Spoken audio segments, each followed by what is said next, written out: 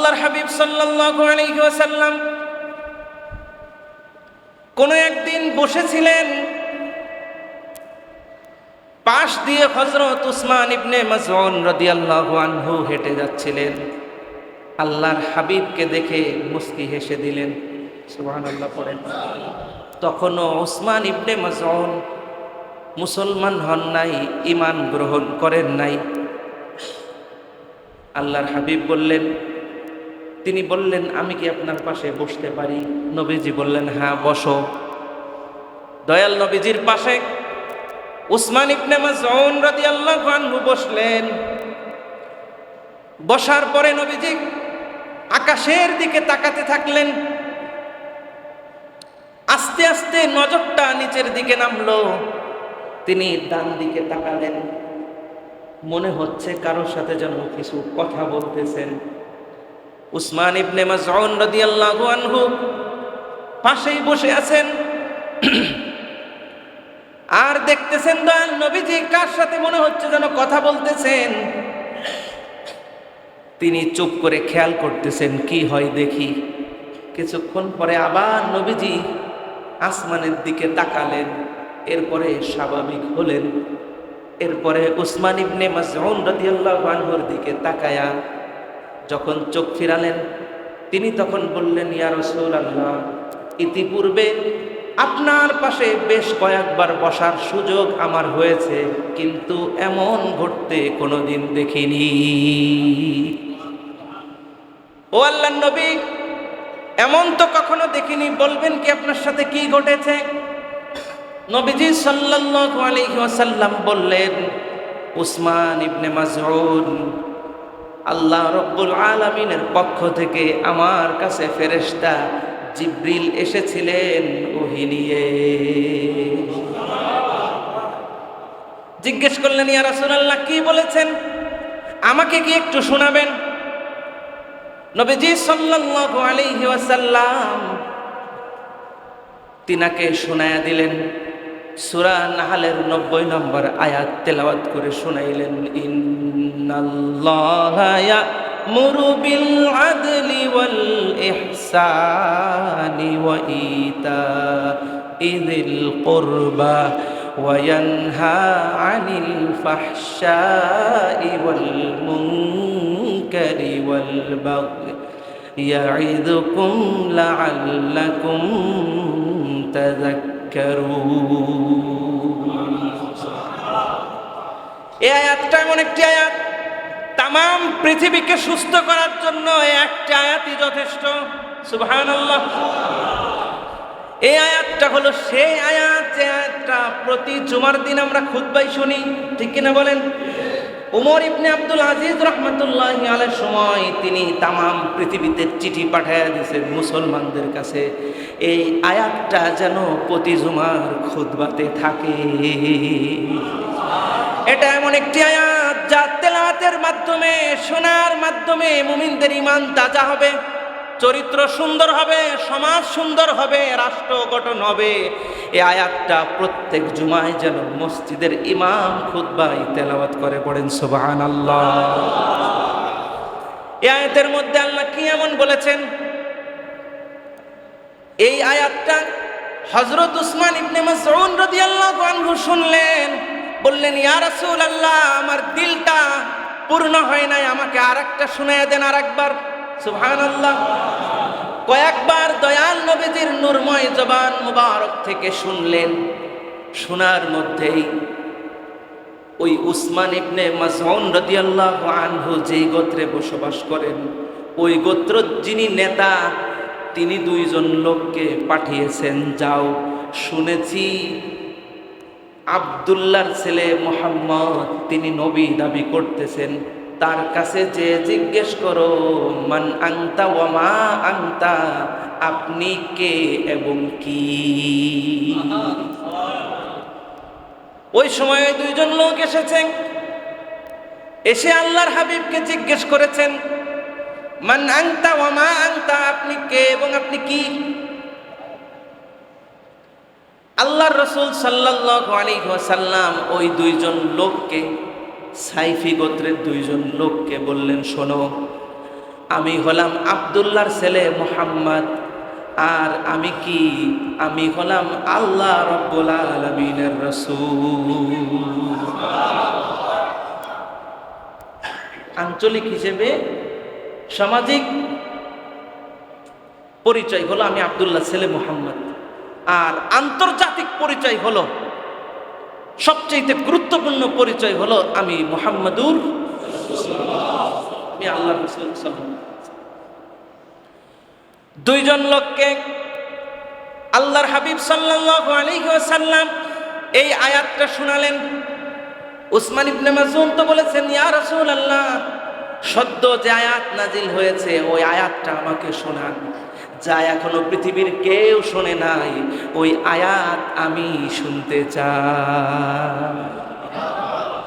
তিনি শুনলেন, সাথে সাথে ঈমান নিয়ে আসলেন, সুবহানাল্লাহ, সাথে সাথে ঈমান গ্রহণ করলেন। আর ওই গোত্রের দুইজন লোক যারা এসেছে তারাও নবীজির কাছ থেকে আয়াত শুনলেন, বললেন, ইয়া রাসূলুল্লাহ, আবার শোনান।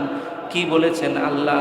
নবীজি শোনায়া দিলেন, ইন্নাল্লাহা ইয়া'মুরু বিল আদলি ওয়াল ইহসানি ওয়া ইতা'i যিল কুরবা ওয়া ইয়ানহা আনিল ফাহশাই ওয়াল মুনকারি ওয়াল বাগি।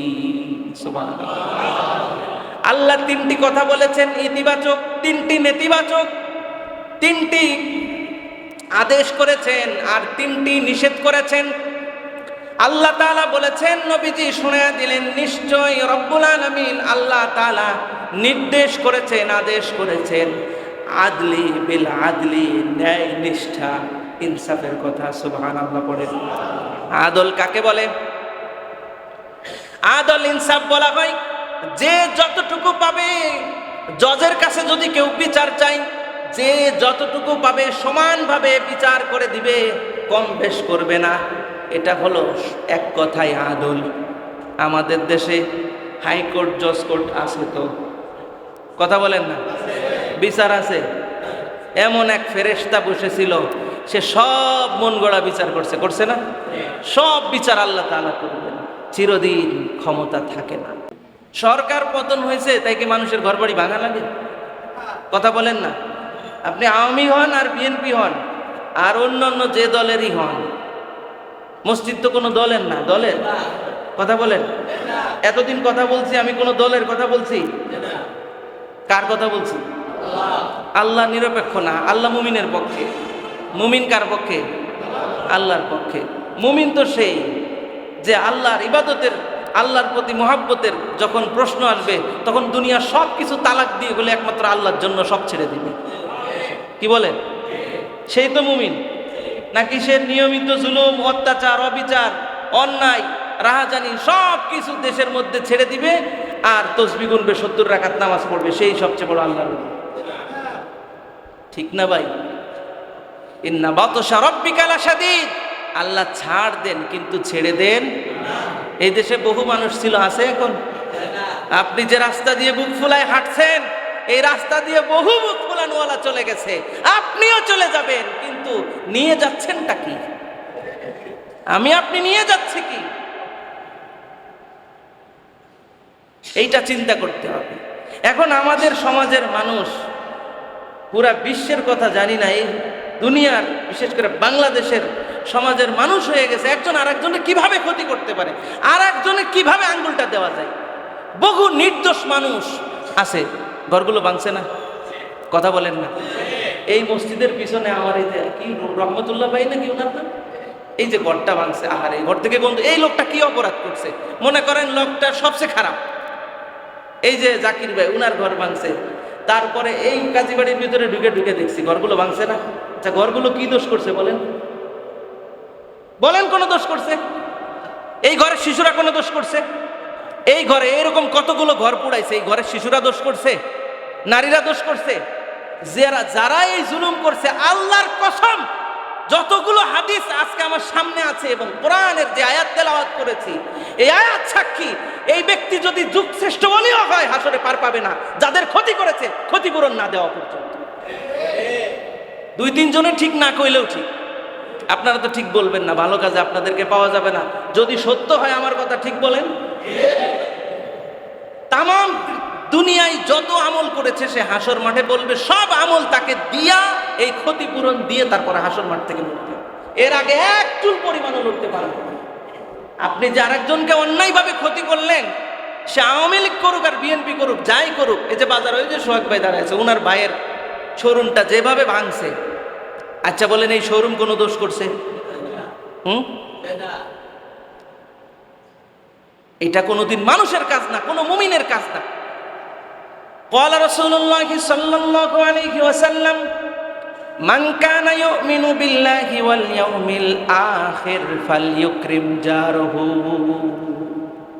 আল্লাহর রাসূল সাল্লাল্লাহু আলাইহি ওয়াসাল্লাম বলেছেন, যে ব্যক্তি আল্লাহর প্রতি ঈমান রাখে, কিয়ামত দিবসের প্রতি ঈমান রাখে, সে যেন তার প্রতিবেশীকে সম্মান করে।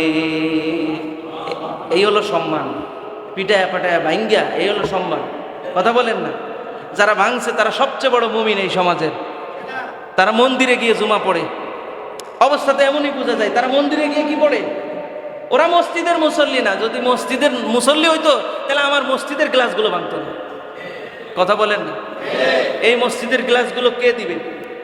আল্লাহর ঘরের উপর অত্যাচার করছে। গত জুমায় বলি নাই কারণ পরিবেশ গরম ছিল, কথা বুঝেন নাই। আবার দেখা যাচ্ছে আমার বয়ান শুনে গরমে আরেকটা কিছু ঘটে গেল, এই জন্য গত জুমায় আমি বলি নাই, আজকে বলতেছি। দিলের মধ্যে খুব কষ্ট। এরা মানুষ না চতুষ্পদ জন্তুর থেকেও নিকৃষ্ট, যারা মানুষ হয়ে মানুষের হত্যা, মানুষ হয়ে মানুষ। আরে ভাই, আমারে যদি কেউ একটা ঘুষি মারে তাহলে আমি তার একটা ঘুষি দিই, তার একটা ক্ষতি করি, কিন্তু তার বউ কি করছে, ছেলে কি করছে, তার আত্মীয় স্বজন কি করছে, তার ঘর বাড়ি কি করছে, সে আমার যেই ক্ষতি করছে আমি তার সেই ক্ষতি করি। আল্লাহ তো বলছেন ওয়াইন আকাবতুম ফাআকিবু বিমিসলি মা উকিবতুম বি। সে তোমার যতটুকু মন্দ করেছে, ক্ষতি করেছে, তুমি তার ততটুকু মন্দ করো। ওয়ালাইন সাবারতুম লাহুয়া খায়রুল লিসাবিরিন। আর যদি তুমি মন্দ না করে তুমি যদি ধৈর্য ধারণ করো, তা ধৈর্য ধারণ করাটাই তোমার জন্য উত্তম হবে। সুবহানাল্লাহ। এটা হলো এক নম্বর খাঁটি পিওর মুমিনদের, যেমন সাহাবা ইকরাম ছিলেন তাদের খাসিয়ত।